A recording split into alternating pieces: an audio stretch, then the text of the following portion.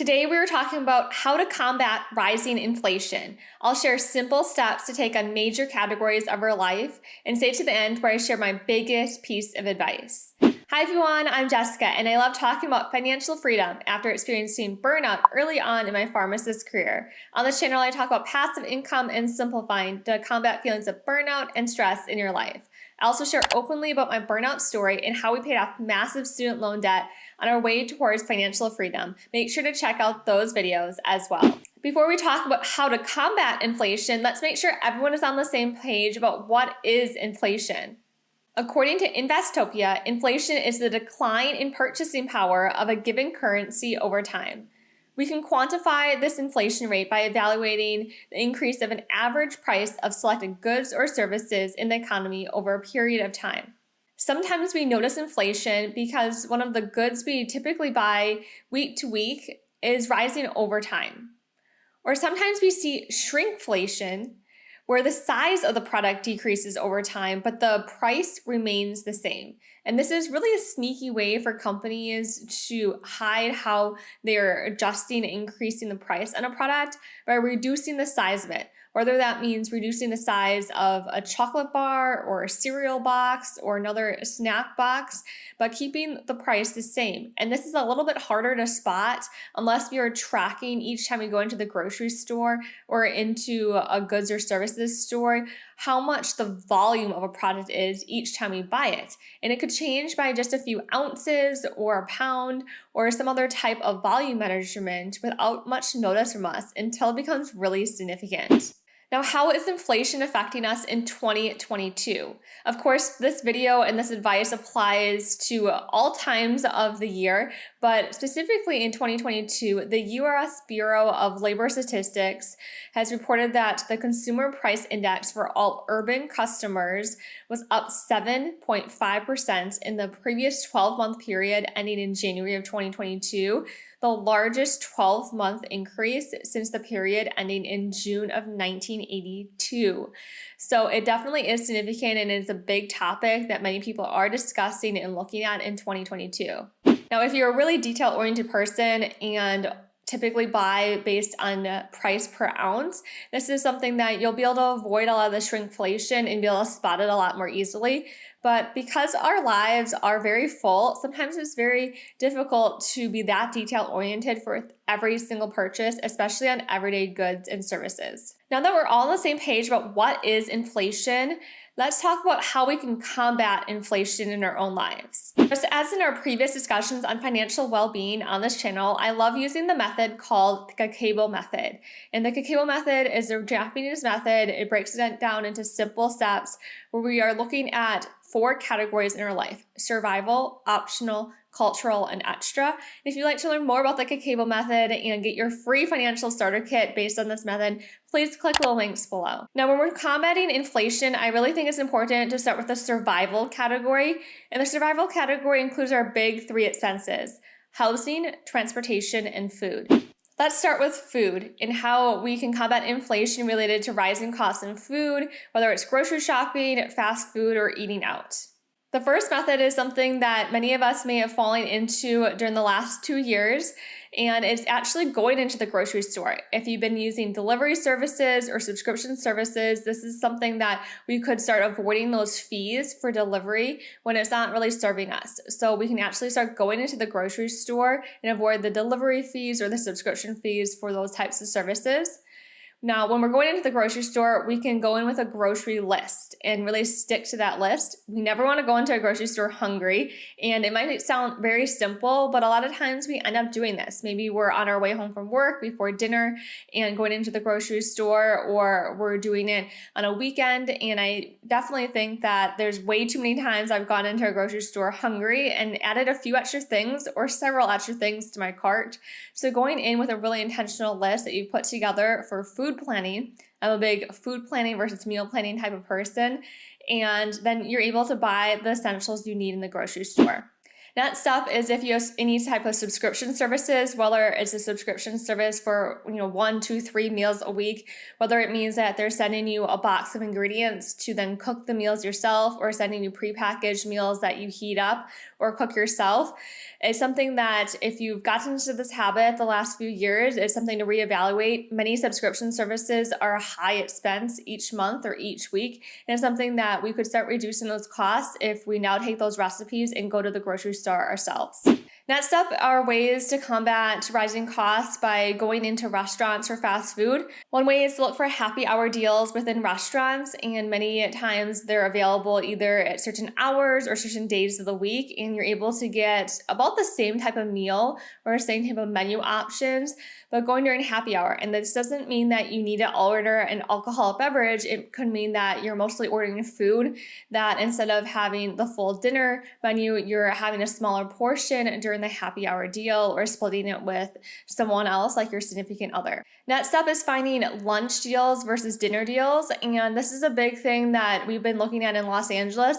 We really love sushi, and sushi is known to be a pretty high expense at most places. So instead of going for a dinner for sushi, sometimes we'll try to do takeout for lunch instead, and there's a little bit more options for lunch deals versus the dinner specials in sushi places. So it means that we could still have sushi maybe for $30 to $40 for the meal instead of $70 to $80 for the meal.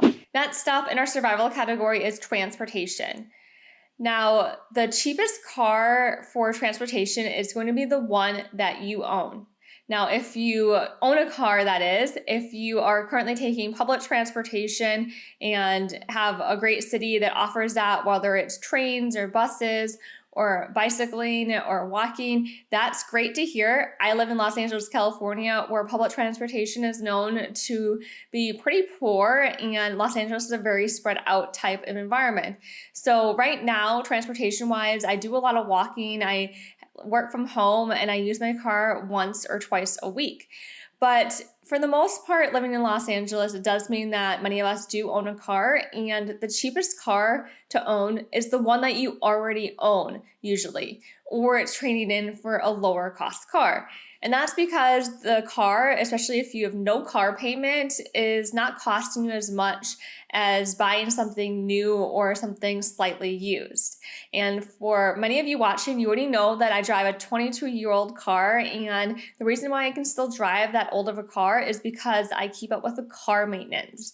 And this is a way to combat inflation because the car prices are rising significantly, especially for used cars.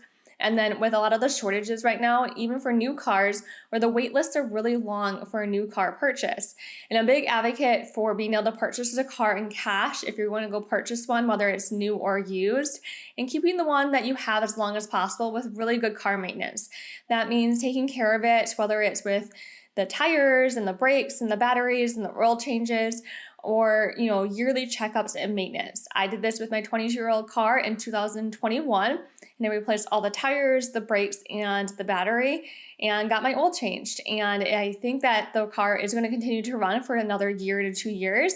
So it might be 23 or 24 years old soon in upcoming videos, and it definitely is going to be the cheapest mode of transportation to keep what I already own. You can also reevaluate your transportation needs, especially as many companies have allowed some work from home during the last couple of years and as we transition in 2022. And this could be a way to negotiate some time from work from home to limit your transportation needs, share a car, or be able to wait a little bit longer before you replace your existing car. Now, if you are going for a car purchase right now and trying to avoid a lot of that inflation, one method you could use is by looking sold by owner, asking around, looking at your community and seeing what would be sold by owner.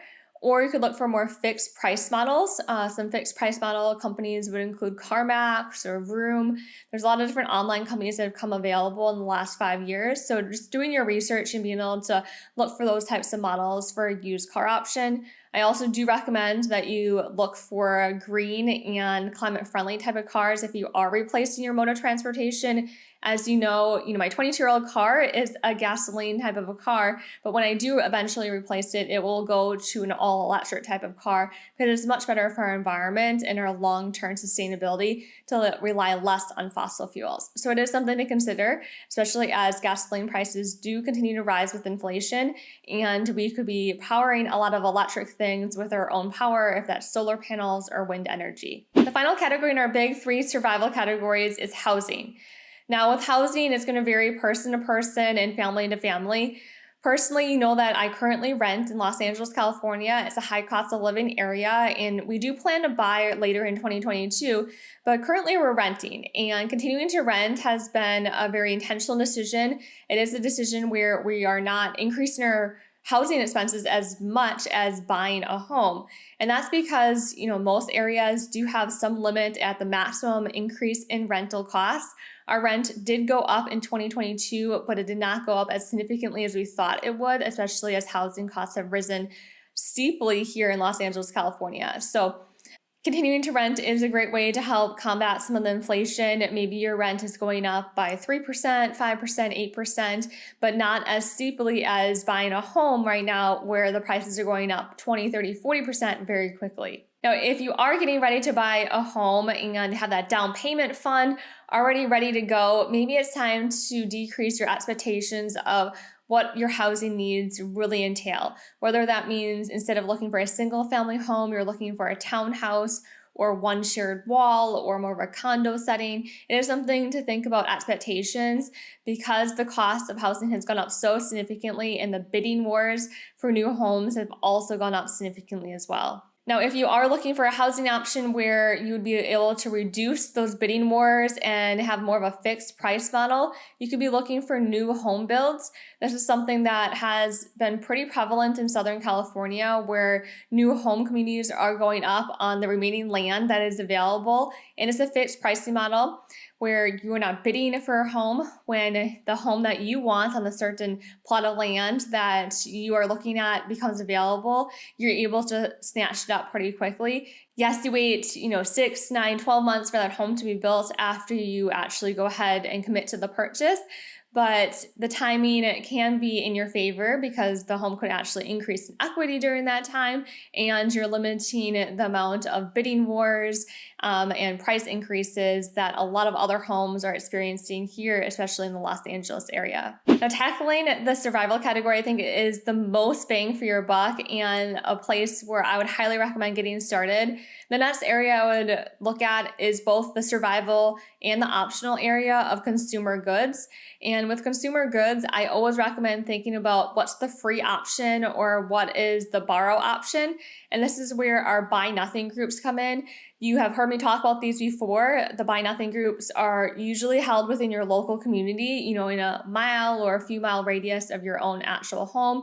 And it's a community where people are sharing items, giving away items, or borrowing items depending on what they need in their life. And it's a great way to both upcycle items and make sure items don't land in landfills all the time and get things for free because everything in the groups are free. My personal Buy Nothing group is held on Facebook, and it's great to scroll through, once or twice a week, see what's available, and make sure that we're able to share with our neighbors. And anytime you're looking for the free or borrow option, it also could mean that you are asking friends or family before you go out to a store and buy something. And sometimes we're only going to use it a few times or even wear it only once, during a photo shoot, and we don't need to actually go out and buy the item. Now, if you are going out to buy a consumer good, you can also think about buying secondhand instead of buying new. And this could mean going to thrift shops in your area, or there's a lot of secondhand type of stores online that you can shop from, whether that's Poshmark or eBay or ThredUp for different clothing options. This is a great way to also make sure items do not end up in the landfill, and they are usually at a much discounted price, even if they're new, for that secondhand item. Sometimes that also means when you're looking for secondhand items that you are narrowing the focus of not everything in your life is going to be secondhand, but certain things are more reasonable to share and shop for secondhand, whether that's clothing. And or it's children's books where you are looking at the little free libraries that are in your area, or you are looking at the public library in your area, or you're going to Goodwill and looking for a children's book. Those are easy ways to see different items in your life that could be shopped secondhand or given to you for free. Also, furniture is a great example. These are big ticket items that usually sometimes you'll be able to find or repurpose a piece of furniture that would save you hundreds or thousands of dollars. You can also look for the free options or the discounted options in our cultural category of the KAKEIBO Method. A lot of times this relates to entertainment, whether it means there's museums that are always free or they're free one day a month and you sign up ahead of time for that free access day. Or sometimes it's free events based on children's activities or adult activities, and there's free certain times of the year and you plan ahead for them. And this can be a great way to experience your local community or get involved as you travel to these different areas and find the free options. What is my biggest piece of advice to combat inflation? Well, after assessing all of your expenses, I think the biggest piece of advice I can give you is to increase your income. Because yes, we can only go so far to decrease our expenses before we feel deprived in life. I've talked about this before, and it is a great way to get started and make sure we're really intentional about where our dollars are going towards our essential expenses, our survival category, or optional, cultural, and extra categories in our lives. Whether that means negotiating in your current position, and this could mean that if you have not talked about your salary negotiation at your job, that you talk about it. Remember, if you are getting a typical raise of 3% or 4% per year, you're already losing out to inflation because inflation currently is at 7 to 8%. So you're already making a losing bet against yourself. So make sure that you're speaking up and asking to negotiate your salary or looking for different opportunities. I always recommend that you're interviewing for new opportunities, even if you don't plan to leave your current position, because it's a good skill set to have interviews and different offers to see what else is available to you. And sometimes it means that you do need to leave your current position in order to get a salary increase. Next up is also diversifying your income streams. I'm a big advocate of this, whether it's diversifying your income streams with passive income ideas, whether that's through your retirement funds and investing portfolio or real estate, or starting your own small business and having different ways to diversify. It's something that I'm a big advocate for because we never want to put all of our eggs into one basket by having one job that's our sole income. You can also watch these videos on 5 ways to earn passive income and my 7+ income streams here. I would love to know how you are combating inflation. Be sure to comment below. Please like this video and subscribe to the channel for weekly advice, and take action by downloading our Financial Freedom Starter Kit and other resources. Until next time, cultivate joy.